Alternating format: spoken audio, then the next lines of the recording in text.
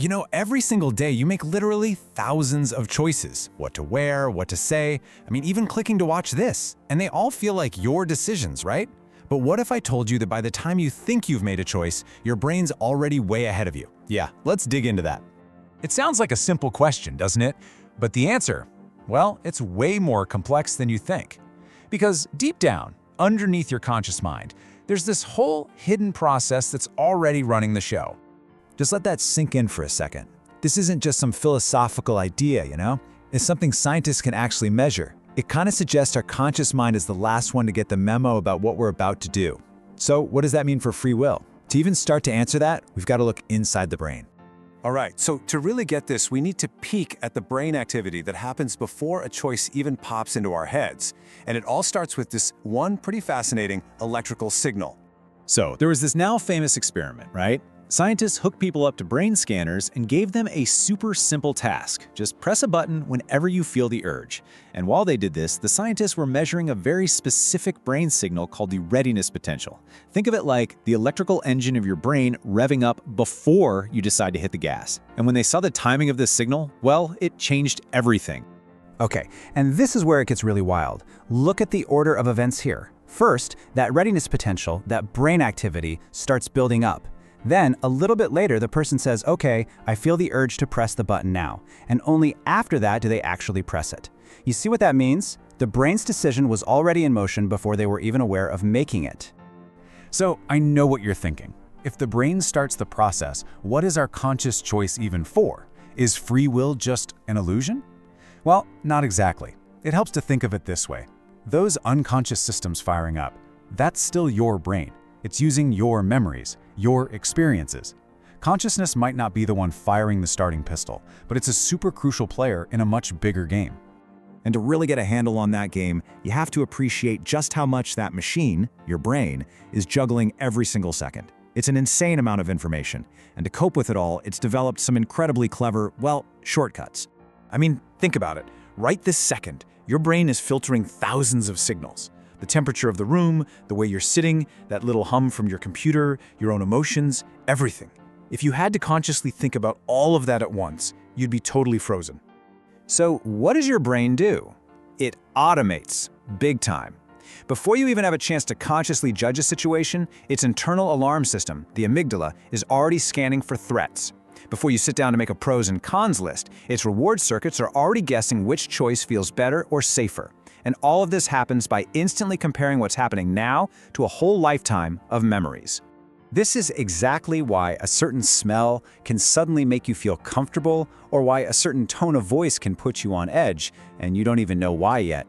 It's your memory circuits working faster than your conscious thoughts, connecting the present to the past at, well, lightning speed. But here's the thing. Your brain isn't just reacting to the past. It's also constantly trying to predict the future. It's basically a prediction machine. And it doesn't just sit back and wait for life to happen. Nope, it's always making educated guesses about what's coming next. And you experience this all the time without even thinking about it. You know, when you're listening to a song you love and your brain is already singing the next note, or when someone starts a common saying and you can't help but finish there. See? Your brain is a forecasting machine, and it uses that same skill for making decisions. It's constantly running these little simulations in the background. What if I do this? What if I do that? Which path leads to a reward? Which one leads to regret? And the answer, it often shows up as a gut feeling. You know that sense that something just feels right? That's not magic. It's actually the result of an incredibly fast, totally unconscious calculation. And this brings us to a really crucial point. Our conscious mind is a fantastic storyteller. It's a master at it. Think about the last time you were at the grocery store. You pick up a box of cereal. You might tell yourself, oh, I picked this one because it's on sale. But maybe, just maybe, your brain was quietly influenced by the bright color, the packaging, or some long-lost memory from childhood. The unconscious mind made the call, and your conscious mind just wrote a believable story for why. So our brain isn't just predicting the outside world. It's also trying to manage our internal world. And let me tell you, it is not always a peaceful negotiation.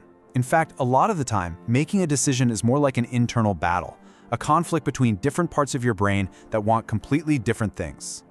And this is why knowing the right thing to do is often so hard.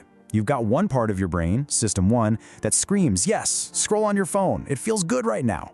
While another part, System 2, is quietly calculating the long-term cost of losing sleep. This exact tension between what feels good now and what's good for you later is at the heart of so many of our daily struggles. And in this internal negotiation, there's one player that's especially powerful: habit. See, your brain is all about saving energy. It's kind of lazy in a smart way. So it automates behaviors not because they're the best thing to do, but because they're the most efficient. See, once you repeat a pattern enough times, the brain basically puts it on autopilot to run in the background. And that's why changing a habit feels so incredibly hard. You're not just making a new choice, you're literally trying to interrupt a deeply embedded, highly efficient program that your brain has spent ages perfecting. Okay, I know this might all sound a little discouraging, like we're just puppets and our unconscious mind is pulling the strings. But that is not the whole story, not even close. We actually have incredible power, and it all comes down to one tiny but absolutely crucial moment. The thing is, your brain is constantly learning. It is not some fixed, rigid machine. It updates.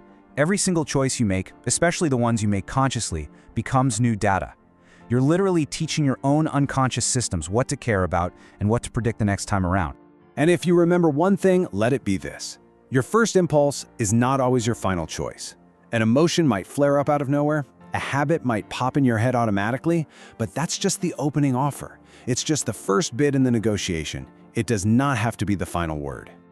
So your real power, it isn't in trying to stop that first impulse from showing up. I mean, good luck with that. That's almost impossible. No, your power is in creating a tiny bit of space, a pause, a gap between the impulse and your action. That pause, even if it's just for a second, that's where you get to decide, am I going to follow the old automated script or am I going to write a new one?